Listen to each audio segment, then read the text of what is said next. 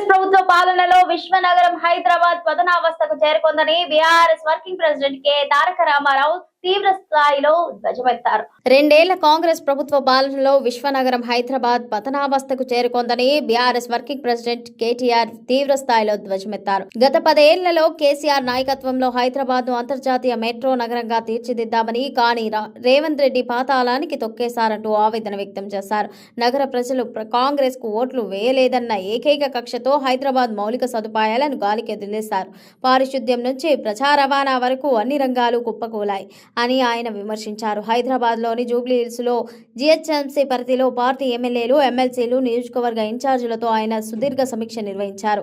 ఈ సందర్భంగా పార్టీకి సంబంధించి భవిష్యత్తు కార్యాచరణ, అసెంబ్లీ సమావేశాల్లో నగరానికి సంబంధించి లేవనెత్తాల్సిన అంశాలపై విస్తృతంగా చర్చించి దిశానిర్దేశం చేశారు. హైడ్రాతో కేటాయింపు వరకు అన్నింటిలోనూ ముఖ్యమంత్రి కుటుంబ సభ్యులు, అనుచరుల వేల కోట్లు దోచుకుంటున్నారంటూ కేటీఆర్ ఆరోపించారు. కేవలం తన భూములకు విలువ పెంచడం కోసమే 4th సిటీ, ఫ్యూచర్ సిటీ అంటూ రేవంత్ రెడ్డి ప్రచారం చేసుకుంటున్నారంటూ మండిపడ్డారు.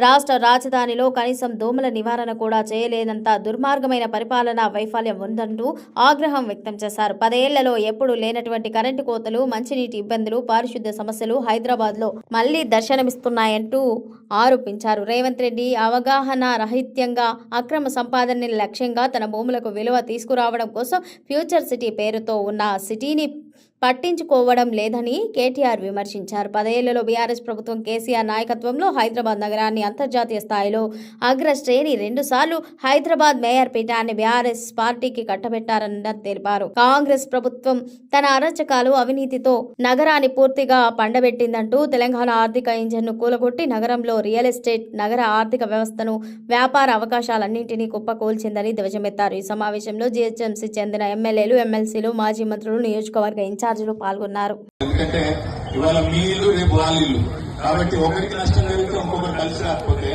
ఒక కార్యక్రమం కాకులు అవుతాయి.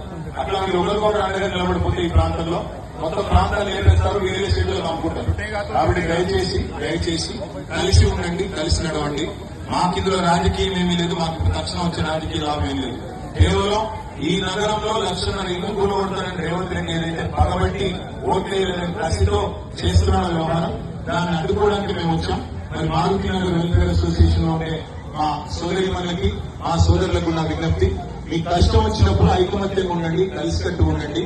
దయచేసి ఈ రోజు పక్కవాడి వెళ్ళిపోతుంది, మాకేం లేకుంటే మీ ఇంటి మీద కూడా వస్తాడు రేవంత్ రెడ్డి. కాబట్టి జాగ్రత్తగా ఉండాలని నా ప్రార్థన.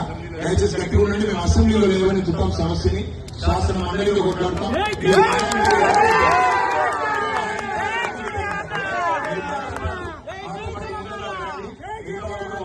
బాధితున్నారు, వాళ్ళతో మాట్లాడుతాం.